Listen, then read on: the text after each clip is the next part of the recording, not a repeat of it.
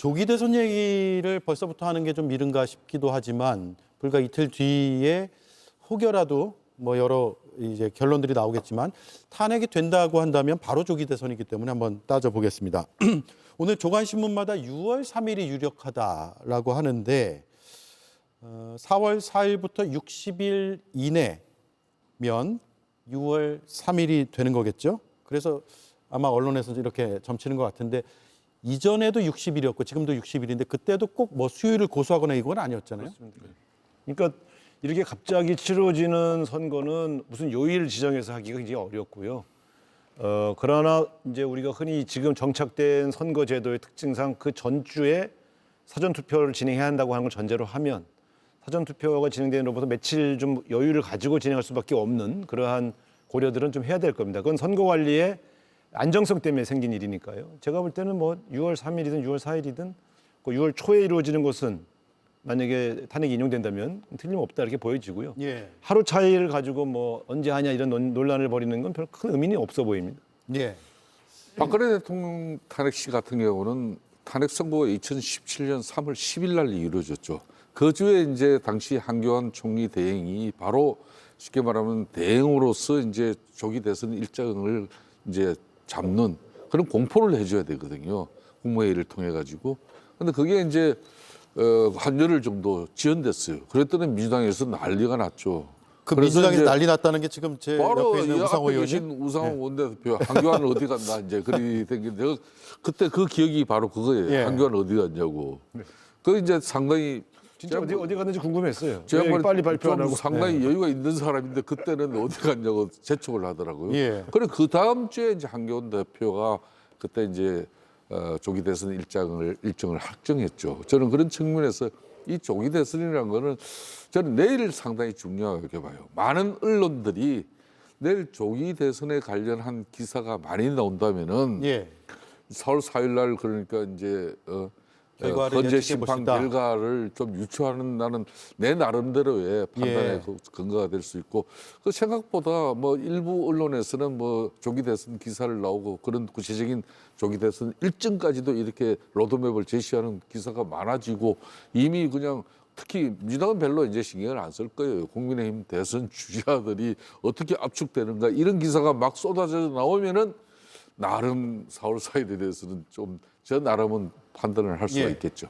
이게 탄핵 심판 선고 당일 이후에 이제 탄핵된다는 전제 하에서 2017년도에는 5일 뒤에 대선 일정이 발표됐잖아요. 첫 번째 궁금한 게 대선 일정을 누가 짜는 거예요? 권한대행이 짜는 겁니까? 그런데 발표는 권한대행이 발표를 해야 되겠죠. 권한대행. 전체 관리 책임이 있거든요. 그런데 이제 왜냐하면 이게 전체적으로 공무원들 또 교사들 뭐 여기 선거관리 업무에 동원돼야 할 사람들의 상당 부분 미리 계획을 세워야 되고요. 또 각 정당이 충분한 시간을 가지고 경선할 수 있는 시간도 줘야 되지 않겠습니까? 이제 이런 측면에서 이게 아마 제가 볼 때는 기각이 될 것을 대비하기도 하지만 인용이 될 것을 대비해서 이 선거 관련된 일정들을 지금부터 다듬고 있어야 됩니다. 그런 네. 측면에서 사실은 황교안 당시 권한대행 때 제가 이해하지 못한 건 이 정도에 대한 준비를 하루 이틀이면 전문가들이 착착 나오는데 왜 5일씩 걸었냐 해서 제가 한번 문제를 제기한 적이 있습니다만 제가 볼 때는 어쨌든 지난번 전례를 보면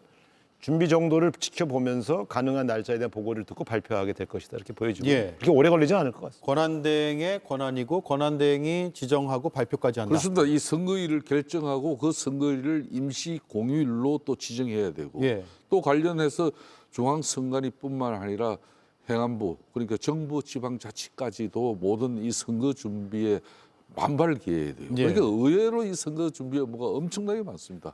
그런 부분 모든 걸 대통령 권한대행이 결정하고 판단해야 될 그런 예. 상황이죠. 예. 그런데 한덕수 대행이 선고일 지정을 늦출 수도 있는 거예요? 최대한?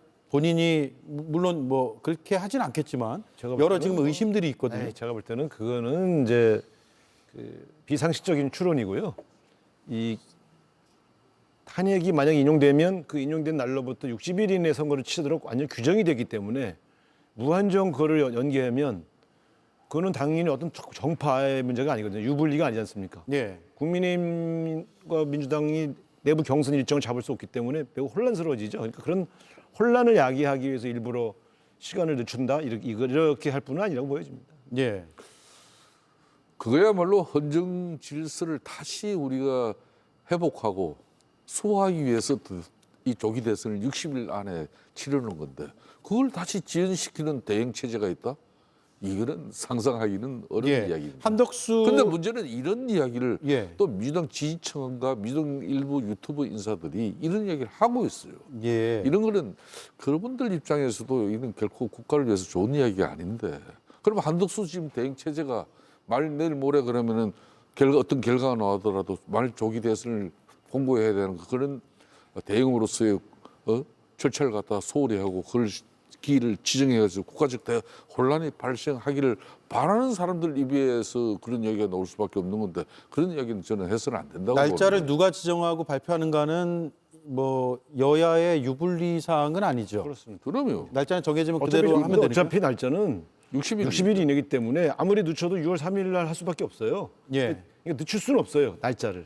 예. 발표가 늦어지는 건 준비 정도 그 준비에 걸치는 자연스러운 과정 때문에 하루 이틀 더 당일날 바로 발표하기는 어려울 겁니다. 그렇기 때문에 제가 볼 때는 뭐 그 고의적으로 늦춘다 그런 추론은 무슨 합리적 근거가 있어 보이진 않아요. 예, 아마도 마은혁 후보자 임명을 안 하는 그 헌재 판단도 계속 무시하는 듯한 그런 모습을 보이기 때문에 그런 얘기까지 네. 나오는 거 아닌가라는 생각도 드는데 조기 대선 전국 열린다면 어떤 상황이 펼쳐질까요? 지금 국민의힘에서는 탄핵 찬성 입장은 없고 탄핵 반대잖아요. 여전히 당론으로는.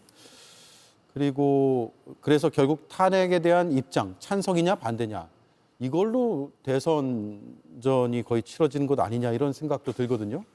그게 아무래도 이제 국민의힘 입장에서는 만에 하나 이제 조기 대선 이제 상황이 벌어진다면은 이제 윤석열 대통령 이 자체를 지우기 어떤 그런 결심들을 후보들이 뭐 이렇게 정말 가단수 있게 해내면서 자신의 비전과 자신의 이미지로 이런 보수 정당의 후보로서 이렇게 막 우뚝 서는 그 길을 걸을 것인지 아니면은 윤석열 대통령 어떤 이 탄핵은 잘못됐다. 예. 그러면서 이 불복의 의미를 담아가지고 보수 우파 진영의 강성 지지를 받기 위해서 뭐 그런 메시지를 내고 왜 그러면 당내 경선을 거쳐야 되거든요. 예. 민주당 이재명 대표 같은 경우는 그런 걱정을 할 부분이 없잖아요. 그냥 이유도. 그렇지만 이제 우리 당내 많은 다양한 후보들 같은 경우는 1차 관문이 당내 경선을 거쳐야만이 누가 보수를 유리한 거예요 지금? 그걸 알 수가 없죠. 예. 저는 그것도 이제 막상 심판이 이루어지고 난 이후의 상황, 이 국민들의 당원들의 생각은 국면마다 달라지거든요. 지금 상황에서는 누가 유리하다 이런 거지만 이거 확 달라집니다. 한번 예. 보십시오. 그렇기 예. 때문에 4월 4일 이후에 최소한 2, 3일 정도 그 개강됐던 분위기에서 좀 이제 평온해지면은 모든 게 또 냉철하게 보기 시작할 때 그때 가령 보수 우파 진영의 국민의힘 후보는 누구로 가는 게 이재명 대표를 상대로 이길 수 있을 것인가 최소한 그런 고민이 이루어질 수 있겠죠. 예. 그런데 왜 이게 조기 대선 이야기를 먼저 하는 겁니까? 조기 대선 얘기를 많이 하면 4월 4일을 예측해 볼 수 있다고 하지 않았습니까? 예.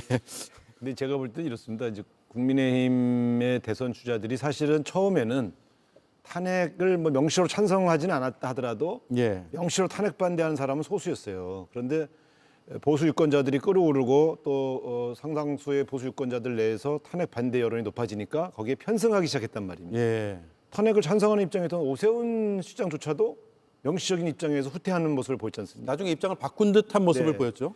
자, 그러면 이런 겁니다. 만약에 탄핵이 인용되어서 조기 대선이 가시화되고 그것 때문에 이제 대선 후보 경선이 이루어지면 이분들이 보수 유권자를 의식해서 윤석열 대통령에 대한 동정 혹은 탄핵이 잘못된 것이라는 얘기를 계속 하고 다니면 사실은 이번 대선이 이재명 후보 대 윤석열 대통령 구도로 가게 돼 있어요. 그러면 불을 보도 누가 더 유리한지 불을 보도 뻔한 거 아닙니까? 그런 측면에서 저는 비록 보수 유권자들의 마음과 그 심정은 이해한다 하더라도 정치 지도자 특히 다음 대권을 겨냥한 사람들이라면 적어도 이번 계엄령 선포가 명백히 잘못되었다는 주장을 바꿔서는 안 되는 것이었습니다. 예. 그런 측면에서 지금 국민의힘의 대선 주자들이 매우 난감한 처지에 처하게 될 것이다. 저는 그렇게 예측하고요. 또 만약에 대선 후보 경선 과정에서 국민의힘의 논점이 윤석열 대통령이 탄핵이 잘못된 거냐 잘된 거냐로만 끌고 간다고 하면 그야말로 그것은 점입가경이 되는 것이죠. 그런 측면에서 적어도 좀 탄핵에 찬성하는 입장을 갖고 있는 주자들은 지금부터라도 입장을 다시 선명하게 내야 됩니다. 예. 그렇게 저 말씀은 이제 이런 거예요. 지금까지 이제 사실은 우리가 조기 대선을 염두에 두고 있다 그러면은 자유우파 그러니까 보수 우파 진영의 이 결집을 뛰어넘어야 되거든요. 결국 심판자는 30%에서 35% 정도에 달하는 중도 모당층이 예. 그러니까 민주당 이재명 대표를 선택할 것이냐 안 그러면은 국민의힘 후보를 선택할 것이냐 그 결정을 가름할 타는 건데 지금까지는 쉽게 말하면 당내 좀 이 보수 우파 진영이 결집하니까 강성 지지층의 목소리를 갖다가 대변하고 그 사람들 또 등에 올라타려고 하는 우리 당내 후보 진영들의 그런 제스처가 많았죠. 그렇기 때문에 자유우파론에서 이 중도 확장론으로 전환을 가장 어떤 후보가 알겠습니다. 확실하게 예. 지금까지의 스탠스를 바꾸면서 이제 할 수 있는 그 첫걸음이 이제 윤석열 지우기죠. 예, 알겠습니다. 시간이 다 됐네요. 다음 주 이 시간에는 우리가 결과를 보고 또 다양한 토론을 할 수 있을 것 같습니다. 두 분 그동안에도 감사드렸고 왜냐하면 이 선고일이 안 나오는 상황에서 계속 토론을 해야 되니까 좀 답답하셨을 것 같은데 다음 주부터는 이제 좀 결론을 놓고 또 얘기할 수 있고 대선 얘기를 할 수 있을지는 모르겠으나 그 결과를 좀 보면서 또 다양한 토론을 이어갈 수 있을 것 같습니다.